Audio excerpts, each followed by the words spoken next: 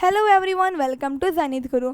आज हम क्या जानेंगे सस्टेनेबल डेवलपमेंट के बारे में कि सस्टेनेबल डेवलपमेंट क्या होता है। देखो, अगर हम केयरफुली यूटिलाइज करते रिसोर्सेज का, ताकि हम ये याद रख सकें कि जो आगे फ्यूचर जनरेशन है उनके लिए हम रिसोर्स को कंजर्व करके रखें, ताकि वो लोग क्या कर सके, रिसोर्स को यूज़ कर सके। यानी हम सस्टेनेबल डेवलपमेंट का मीन्स होता है कि हम क्या कर रहे हैं, रिसोर्स को कंजर्व कर रहे हैं, रिसोर्स को कंजर्व कर रहे हैं फॉर द फ्यूचर जनरेशन, ठीक है। या फिर हम क्या करते हैं, इसको केयरफुली यूटिलाइज कर रहे हैं रिसोर्सेज को।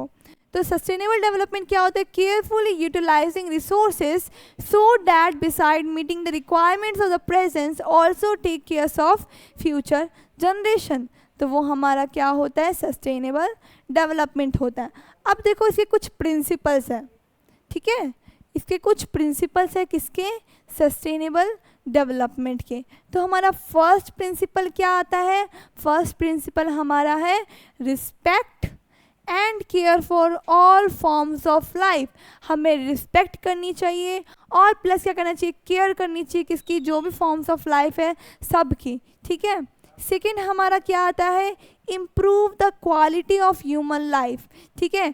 जो क्वालिटी होती है ह्यूमन लाइफ की वो हमें इम्प्रूव करनी चाहिए। देखो, हमें मेनली देखो क्या करना है, बेसिकली हमें रिसोर्स जो हम यूज़ करें, हमें उतना ही रिसोर्स को यूज़ करना चाहिए जितना हमें नीड है, ठीक है। अब जैसे कि आप कई बार, मैंने ये तो 110% बहुत जने ऐसा करते होंगे, जब भी आपको हैंड वॉश करने जाते होंगे तो आप बेसिन के पास जाके आप टैप को ऑन कर देते हो और फिर जब हैंड वॉश लेते हो उसको हैंड वॉश करते रहते हो, वो टैप चालू ही रहता है, ठीक है। वो जो टैप है वो ऑन ही रहता है आपका, आप टैप को ऑफ नहीं करते, उस टैप को ऑन ही रख देते हो और वो पानी फ्लो होता रहता, फ्लो होता है, उससे कितना वेस्ट हुआ, वाटर वेस्ट हुआ ना। तो वो चीज़ आपको नहीं करनी है। आपको क्या करना है, जब आप हैंड वॉश करते हो तो उस वॉश करते वक्त हैंड को क्या करना है, टैप को ऑफ कर देना है, फिर आप अपना वॉश करते रहो। उसके बाद में जब आपको हाथ धोना हो वापस से, तब आप टैप को ऑन करो और अगेन इसको धो के आप टैप ऑफ कर दो। तो इससे क्या होगा, आपका वाटर जो है वो आप सेव करोगे, वाटर क्या कर रहे हो, सेव कर रहे हो, ठीक है।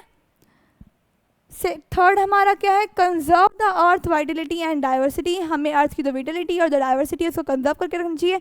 यानी जो हम फॉरेस्ट वगैरह उसको डिफॉरेस्टेशन कर रहे हैं। डिफॉरेस्टेशन का मतलब क्या होता है, जो फॉरेस्ट वगैरह ख़त्म कर रहे हैं, उनके ट्रीज़ वगैरह काट रहे हैं, उन पर इंडस्ट्रीज़ वगैरह बना रहे हैं अपने डेवलपमेंट के लिए, तो वो नहीं करना चाहिए। इसे हमें कंजर्व करके रखना चाहिए, हमें कोई और वे निकालना चाहिए, ठीक है, जिससे क्या हो, जो हम क्या कर सकें, अर्थ की विटलिटी और डाइवर्सिटी को कंजर्व करके रख सकें। फोर्थ हमारा क्या, minimize the depletion of natural resources. हमें मिनिमाइज करना चाहिए डिप्लेशन ऑफ नेचुरल रिसोर्सेज को।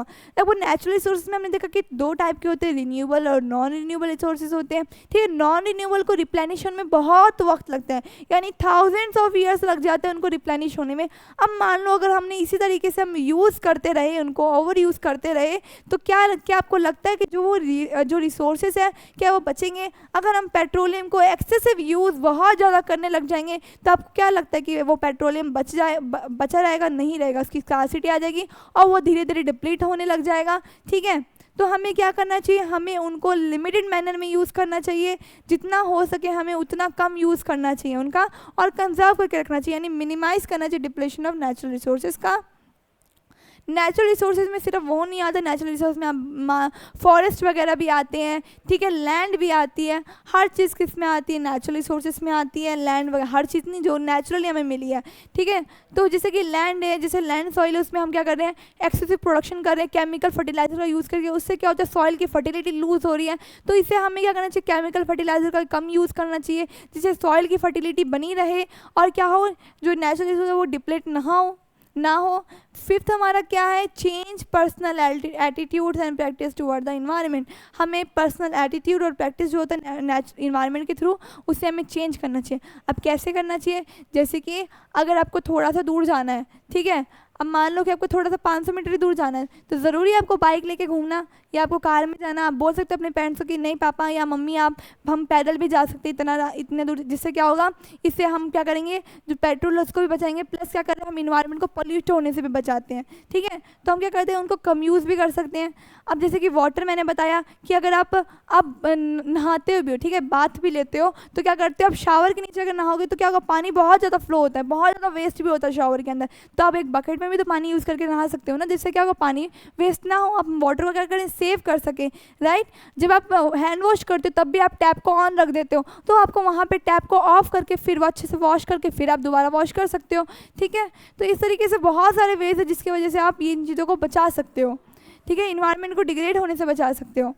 अब enable communities to care for their own environment, ठीक है।